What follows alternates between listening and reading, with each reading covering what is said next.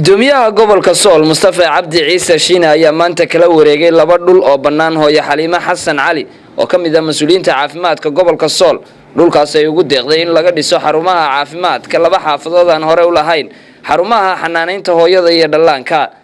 ugu horeyntii hooyo Xaliima Xasan Cali oo warbaahinta la hadashay ayaa sheegtay inay dhulkan ugu deeqday sidii looga dhisi lahaa xarumo caafimaad oo lagu xanaaneeyo hooyada iyo dhallaanka kadib markii ay aragtay baahida ay xaafadaha bariga iyo koonfurta magaalada Laascaanood u qabaan xarumahani. waxaan joognaa sida la soo sheegay xaafadda Saamalay oo ah meesha gobolka ugu liidata xagga caafimaadka iyo xagga waxbarashadaba ay ku yar yihiin oo caafimaadkuna kama jiro. marka waxaan gudoomiyaha gobolka iyo kusimaha isku duwaha caafimaadka ku wareejinayaa dhul ah 25 oo u dhigmi doona baloor iyo badh si looga dhigo MCH oo loo dhiso xaafadda Saamalay. dhulkaas oo aan u xinayno inuu waqaf yahay bulshaduna ay ka faa'iideysato. gudoomiyaha gobolka Sool ayaa uga mahadnaqay hooyo Xaliima Xasan Cali dhulkaas ay ugu deeqday xarunta hooyada iyo dhallaanka ee xaafadaha bariga iyo koonfurta magaalada Laascaanood oo aan hore u lahayn xarumahaasi, isagoona bulshada reer Laascaanood ugu baaqay inay ka shaqeeyaan arrimaha horumarka oo ay ugu wareejinayso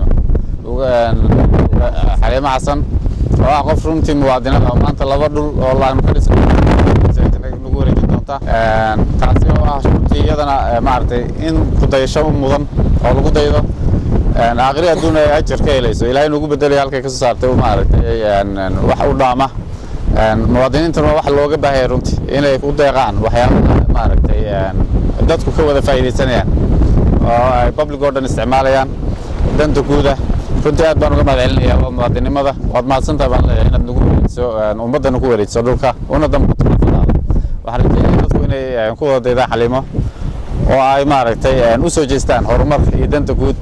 waxaan dhisi doonaa dhawaan insha Allah laba MCH oo mid kamid ah halkan laga dhisi doono.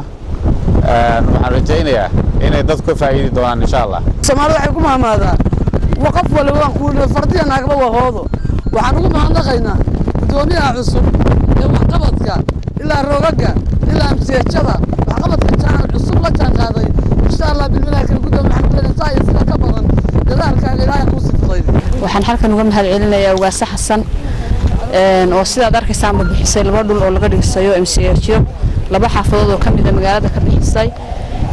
waxaan kaloo halkan uga mahadcelinayaa gudoomiyaha gobolka Sool oo sida runtii muddadii koobneed u joogay waxqabad muuqda ka qabtay gobolka Sool.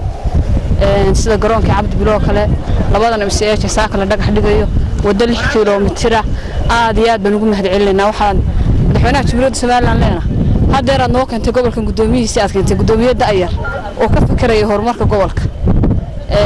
sidoo kale waxaan baa ku diray qurbo joogta reer Sool waxaan leeyahay lacagtina wax kale waad ku bixisaan bal ha noqoto nus mitir dan ugu jirto dadka gobolka Sool degay wuxuu soo galiyo gobolkiina. Samiir Saciid Bile, telefishinka madaxa bannaan ee bulsho Laascaanood.